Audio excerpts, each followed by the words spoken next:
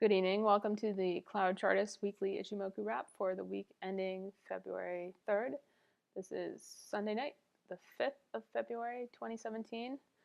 We're going to start off looking at the ES. The ES is quite bullish. We failed to make a new high last week, but we did put in a bullish hammer type candle after a bit of a pullback during the week. We do have a flat Tenkan-sen and a flat Kijun-sen below, suggesting that we could have some sideways price action for a while. In fact, a pullback towards the Tenkan-sen would be a nice buy opportunity if we did get a pullback all the way down to 22.39.25. We could see the Tenkan-sen tip up when the markets reopen, given the upside momentum of last week's candle, or it could just as well remain flat. I'm not really sure. It's because we did not make a new high. We can see that the RSI is pretty high, but it's not yet overbought, so there's no reason to think that we can't continue higher. We do have a nice rising supportive cloud, but make note if you're new to watching my video. I've been saying this over and over again, but if you're new, you might not have heard this, but we do have a flat cloud top coming up going into the spring for March, April, and beginning of May. Then we do have a little dip into the first couple of weeks of May. So this suggests sideways price action into the future. The cloud is rising until basically the beginning of March, end of the first week of March. So we could see some upside momentum and then get some more sideways action, or perhaps even a pullback towards the flat cloud here. Let's move on to some other U.S. indexes. Let's look at the NASDAQ. NASDAQ also looking quite bullish, very similar to the ES chart. We also have flat Tenkan-sen and flat Kijun-sen, suggesting that the market is a bit extended over the Tenkan-sen and the Kijun-sen and also the cloud. We do have a solid rising cloud that once again sort of flattens out until the beginning of the summer and then ramps up swiftly into June and July. So that could indicate things to come, looking quite bullish. If we do get a pullback, we can definitely find support all the way down here at 49.35, but chance of pulling back that far is pretty slim, but we'll see what happens. We are looking pretty close to overbought, but not quite. We're actually failed to make a new high this week, so I would expect probably sideways action would be likely for the NASDAQ this week, upcoming week. Let's look at the Dow. We did close the week under the Dow 20K level on the futures. The cash market, I believe, did close above 20K, but futures closed under 20K after testing just a bit over 20K, 2073 last week. We failed to make a new high, just like in the other indexes. We do have, let me zoom in to make it, let me zoom in better than that. Sorry. We do have a slightly tipped up Tenkan-sen here, so not flat like the other ones. So the Kijun-sen is still flat. You notice that the price action is actually closer to the Tenkan-sen than the other charts that we looked at before. So if we do get a pullback, we could be likely to find support at 19,578. So about 400 points lower from here, thereabouts. But we do have a very bullish hammer type candle printed last week with a very small body. So I would expect potential for sideways to up going into this week for the Dow. Let's look at the Russell. Don't mind my fibs. Let's hide them.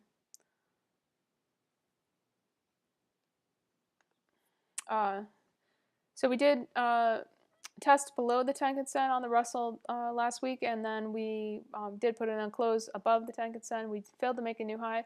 We've actually made the high several weeks ago, the end of December, or the middle of the second week of December. We made the new high on Russell, and we've just been sort of flagging sideways. Pretty tight range for the Russell. Pretty bullish candle last week, though, but we did fail to make a new high. But we did close on the highs, so looks bullish for the Russell. Perhaps a little bit more sideways action would not be surprising. Okay, let's look at some metals. Let's look at gold. Gold put an interesting close in last week. It closed inside the cloud for the first time in many weeks. The last time gold put in a close, let me zoom in a little bit closer. Last time gold closed inside the cloud was back here in the end of November. We've been below the cloud ever since, so we've been bearish. So we've had a change of character on the weekly chart here. Gold is now neutral rather than bearish, as it did put in a close inside the cloud. So we'll see if this week going forward, if gold can indeed hold the cloud. If we do trade back under 12.50, which is the cloud level, also the 50% of my fibs, the way I like to draw them, I'll zoom out a little bit better so you can see where I drew them from. I drew them from the candle body low here, candle body high here, basically swing low to high. If we do get back below that, then we would be subject to potential trading in this range between the bottom of the cloud and the Tenkan-sen, which is also the 38.2 fib. So we have a lot of confluence to work with in this area if we do start trading below the cloud again. But since we're not there right now, we can focus on just trading inside the cloud. And we do have some overhead resistance at the Kijun-sen above at 1244.30.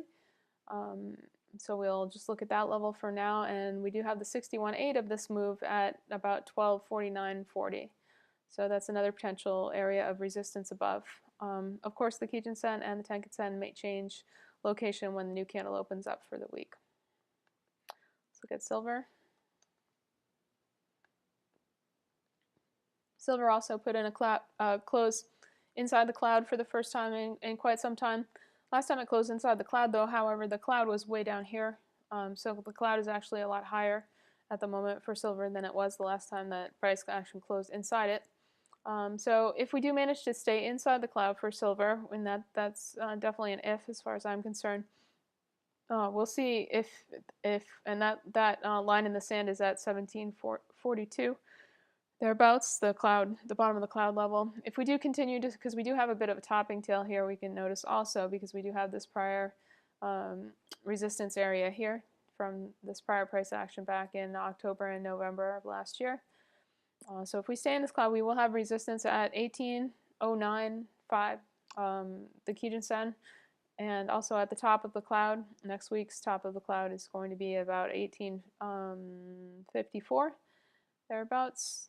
I believe, yeah, about 1854, something like that. If we do trade lower and lose the support of the cloud, then we will have support at the Tenkan-sen, which is currently at 1671. Chances are it will be at a higher level when the new candle opens up for this week. Maybe it will be up around 1697, 98, something like that. We will wait and see and see wherever it opens, but we will have support at the Tenkan-sen if we do see silver trading lower. Let's look at some treasuries. Looking at the 30-year. Had some interesting price action on the FOMC day last week. Kind of strange price action. We had quite strange price action at the end of, since the FOMC until the end of the week. The correlations changed kind of radically. We had a lot of things trading together that shouldn't necessarily trade together, such as precious metals and indexes trading up at the same time. Dollar yen sort of seeming to be in charge still. We do see that the 30-year Treasury bonds closed slightly below the Tenkan-sen. Let me zoom in to make that a little bit clearer. Slightly below the Tenkan-sen, and any amount below is still valid as below. So that's pretty bearish. Although we do have, you know, a very small-bodied doji candle type candle here. So, you know, a smaller price range than the doji with the small body last week. So, you know, sideways action until we see either a change of trend to the upside, or we move lower. If we do move lower, which is what I would be looking for, until we get back above the Tenkan-sen, back above like 150.17. Of course, that's only a couple ticks above. I would expect the potential for us to retest the lows down around 147.26, 147.04. That area is there. Otherwise, you know, we do have a lot of topping tails in this area above like 152. We do have an open body gap that goes up to the bottom of this candle here, which is at 152.29. That's potential gap fill that we could look for if we do trade higher in the upcoming week. We do have a flat cloud that could attract price action higher, but we're so far below the cloud that it's not really particularly magnetic at this particular moment. We are not oversold in the RSI. Currently, we were oversold back here. We did get a bounce, and now we're just sort of moving along sideways. So if we do get price action lower, then we could get into the oversold again pretty quickly. Let's look at the 10-year. The 10-year did manage to actually close above the Tenkan-sen, so 10-year is looking a bit more bullish, closed above the Tenkan-sen last week as well. So I personally, I was trading the 10-year last week, and I noticed that there was a decent amount of buying in the Asian session, which was somewhat interesting. I'm by no means an expert in treasuries, but I did see some fairly large lots coming through in the early hours of the Asian session, which I found somewhat interesting. We do have an open body gap that needs to be closed up here at this candle body here, which is around 125.080. So that would be a potential target to the upside if we do continue higher. We're pretty far below the Kijun-sen, but the Kijun-sen would also be a potential target higher up at 127.215. But it's really important to keep an eye on the Tenkan-sen at 123.30. Loss of that could retest the lows. Let's look at crude. Sorry, I should have done that earlier. We had some bullish price action last week. We did put in a higher high and a higher low. I'm not sure if we put in a higher low actually. Let's see. The low of last week was 52.21, or 2 weeks ago, and then last week's was 52.24. So we did put in a higher low, just slightly. Still trading above my neckline here. So I would suggest that we did have a bit of a topping tail last week, but if we do trade higher, I would expect that we could test this gap area above, which is about 54.90. Let me zoom out so we can see what could potentially happen. So we eventually, I would expect that we would need to fill this gap if we can manage to trade inside the gap, which we have not been able to do thus far. But overall, crude is still looking quite bullish. This nice bull flag is just continuing sideways. If this bull flag pattern completes itself, we could see a nice move up to the early 60s. And of course, the measured move for the larger inverse head and shoulders pattern that I've been looking at for a long time is back up at 76, 72. All right, let's look at the dollar yen. It's very important in these markets. Oops. Bear with my typing. So these are some fibs that I drew, the way that I draw fibs from using real candle bodies. But more importantly than the fibs, we see that we did last week. This is little green bud is the new candle that's already open for this week. It's 5:42 Eastern time here, so the markets are going to the futures markets will be open in about 20 minutes. So we see that last week's candle did come down and test the top of the cloud. The low was at 112.04, and the top of the cloud. It's not going to tell me. I'm not scrolled out enough for them to tell me, but I'm going to guess it's like right around then. I'm not sure if we touched the top of the cloud or not, but we did hold the top of the cloud, and we did get a bounce off the top of the cloud. We do see this week that the cloud is slightly lower, so it would be interesting to see if we do trade down there, if we find support at the top of the cloud. If we don't, we could trade down to the 61.8 pretty easily, which is not too far below the bottom, the top of the cloud. That's going to be flat and with us for most of the beginning of all of the spring and the beginning of the summer. Cloud is flat all the way until then, so that suggests sideways consolidation potential is good. If we do trade higher, we do have resistance at the Tenkan-sen above at 115.53. So bullish, except for, we do have that the limitation of the Tenkan-sen above. Let's look at the euro.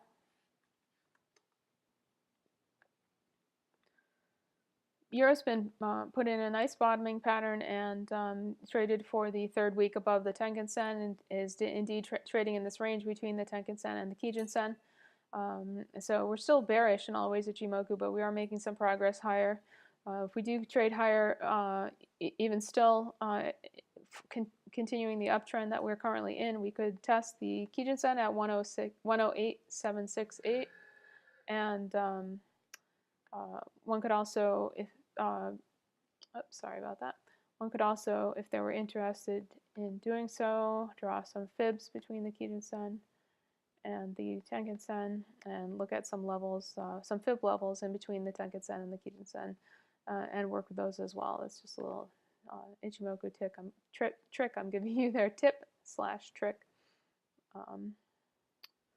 All right, well, I don't want to make this video too long. Most of you have probably already quit watching by now. I heard yesterday that the average attention span these days is running to be about 13 minutes. I know a lot of people can't really hang on till more than 5 minutes. But thanks, if you made it all the way to the end of the video, thank you very much for watching. And if you're interested in receiving notifications when I release new videos, please do subscribe to my YouTube channel.